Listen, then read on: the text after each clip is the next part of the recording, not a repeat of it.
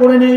আজকের এই মাহফিল থেকে আমরা আল্লাহর কাছে প্রতিজ্ঞাবদ্ধ হই, আজকের পর থেকে আর কোনোদিন নামাজ তরক করব না, আজকের পর থেকে আর কোনোদিন আল্লাহর নাফরমানিতে লিপ্ত হব না, আজকের পর থেকে আর কোনোদিন গান বাজনা শুনবো না, আজকের পর থেকে আর কোনোদিন মোবাইলের ভেতর অশ্লীলতার মধ্যে ডুবে আমি আমার জীবনের মূল্যবান সময়গুলোকে নষ্ট করব না। কথা বলে নিয়ত করা যায় কিনা? আরো জোরে বলে নিয়ত করা যায় কিনা? মনে করতে পারেন জারি গান শুনলে মনে হয় শোনা যাবে, এটা শুনলে মনে হয় আযাব হবে না, কোনো গুনাহ হবে না। জারি গান শোনা যাবে? কথা বলে শোনা যাবে? কোনো গানই শোনা যাবে না। গান হচ্ছে, এটা হলো অন্তরের মদ। কথা বলে গানটা কি? অন্তরের মদ। একটা মানুষ মদ পান করলে যেমনি ভাবে তার হুঁশ থাকে না, কোনটা ভালো আর কোনটা মন্দ পার্থক্য করতে পারে না, অনুরূপ ভাবে কোন ব্যক্তি যদি দিল দিয়া মন দিয়া ইয়ারফোন লাগায়া মনোযোগ দিয়ে গান শ্রবণ করে, তার মনটা মদ পান করলে একটা মানুষের যেই অবস্থা হয় তার দিলেরও তেমন অবস্থা হয়ে যায়। আমি একদিন মাদ্রাসায় রাস্তা দিয়ে যাচ্ছিলাম, তো দেখলাম এক লোকে কি করতেছে, রাস্তা নিচে এরকম ভাবে গিয়ে মাথা রাস্তার মধ্যে ঠেকিয়ে ঠেলতেছে। কথা বলে কি করতেছে? ঠেলতেছে। তো একজনে জিজ্ঞেস করে কি করেন ভাই? কয় রাস্তাটা সোজা করি। কথা বলেন কি করি? রাস্তা সোজা করি। তো আমার পাশে যে ছিল বলতেছে যে মদ পান করছে, মদ পান করার কারণে তার এই অবস্থা। তার মানে মাথা দিয়ে ঠেলিয়া এরকম বাঁকা রাস্তা সোজা করা যায়? কথা বলেন সোজা করা যায়? সোজা করা যাবে? সোজা করা যাবে না। কিন্তু ওই বেচারা সোজা করতে চাচ্ছে, তার মানে তার সেন্স, কথা বলে ঠিক আছে, কথা বলে তার আকল, তার জ্ঞান ঠিক আছে, ঠিক নাই। এখন যদি ওই ভালো কথা বলেন, ওটা তার কাছে কি মনে হবে? খারাপ মনে হবে। আর উল্টো কথাটা তার কাছে কি লাগতেছে? ভালো লাগতেছে। আমার ভাইয়েরা, আমার বন্ধুরা, ব্যাপারটা হচ্ছে তাই। যারা সব সময় গান বাজনা শোনার মধ্যে অভ্যস্ত, তারা কিন্তু কোরআনের মাহফিল শুনলে তাদের ভালো লাগে না। কথা বলে ঠিক না? ঠিক। তাদের শুধু ওই গান শুনলেই ভালো লাগে। ওই মদারুর যেমন মদ খাইলে ভালো লাগে, ওই গান যারা সব সময় শুনে তাদের গান শুনলেই ভালো লাগে, কোরআনের মাহফিল তার ভালো লাগে না। কথা বলে ঠিক না? ঠিক।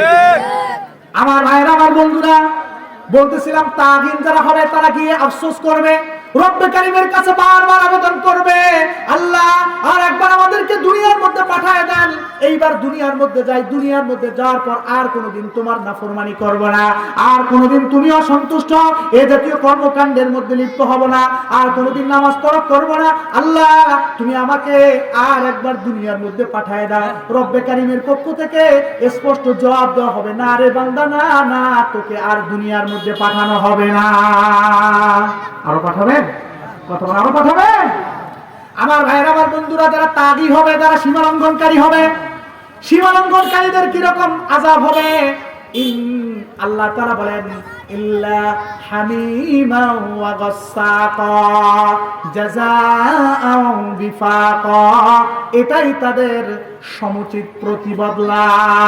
দুনিয়ার মধ্যে যেমন নাফরমানি করছে, যার কারণে তারা আজকে এই আযাবের মধ্যে গ্রেফতার আছে, দুনিয়ার মধ্যে যাওয়ার পর সে সদা সর্বদা গানের আসরের মধ্যেই ছিল, গান শ্রবণ করার মধ্যেই ছিল, দুনিয়ার মধ্যে গেছে, যাওয়ার পর তারা নামাজ পড়ে নাই, রোজা রাখে নাই, এক কথায় আল্লাহ নাফরমানির মধ্যে ডুবেছিল, যার কারণে আল্লাহ শাস্তি হিসেবে তাকে যা দিয়েছে এটাই তার সমুচিত প্রতিবদলা।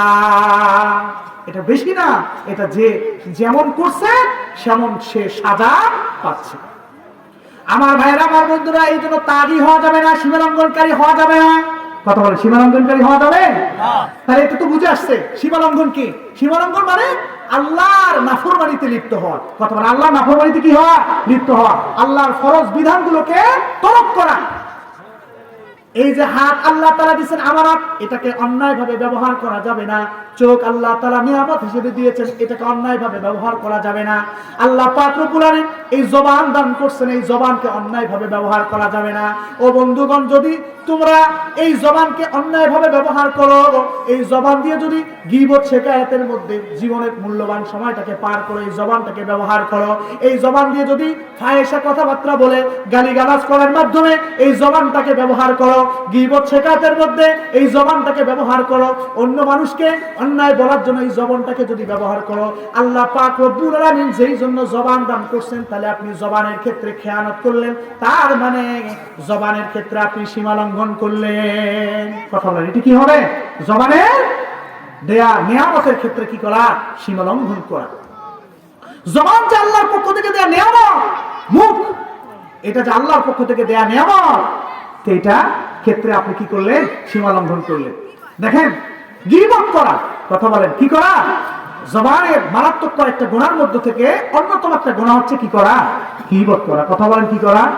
গীবত করা। এক জায়গার মধ্যে গীবত কাকে বলে? কোন ভাইয়ের দোষ তার আড়ালে কি করা? তার দোষ চর্চা করা, এটার নাম গীবত। কথা বলেন, কি করা? কোন ভাইয়ের, কোন মুসলমানের এরকম ভাবে কি করা? তার দোষটা তার আড়ালে কি করা? আলোচনা করা, এটার নাম হচ্ছে গীবত। বলতে পারেন, হুজুর প্রকৃতপক্ষে তার ভিতরে দোষটা আছে, যদি প্রকৃতপক্ষে দোষটা থাকে তাহলে কি হবে? তাহলে ওটা হবে গীবত। আর যদি দোষ না থাকে, না থাকা সত্ত্বেও আপনি আলোচনা করেন, তাহলে সেটা হবে কি? অপবাদ। গীবতের এটা আরো মারাত্মক, আরো মারাত্মক।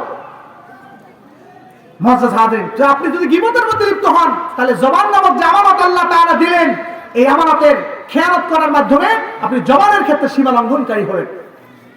অশ্লীলতা, কথা, অশ্লীল কথাবার্তা বলা, কথা বলেন, কি করা? অশ্লীল কথাবার্তা বলা। এই অশ্লীল কথাবার্তা যদি আপনি বলেন, তাহলে আপনি জবানের ক্ষেত্রে কি করলেন? সীমা লঙ্ঘন করলেন। আমার ভাইয়েরা, আমার বন্ধুরা, যাদের ঠিকানা জাহান্নাম, যাদের ঠিকানা কি? জাহান্নাম, তাদের দুইটা বৈশিষ্ট্য। এক নাম্বার বৈশিষ্ট্য হলো সীমা লঙ্ঘনকারী হবে। কথা বলেন, কি হবে?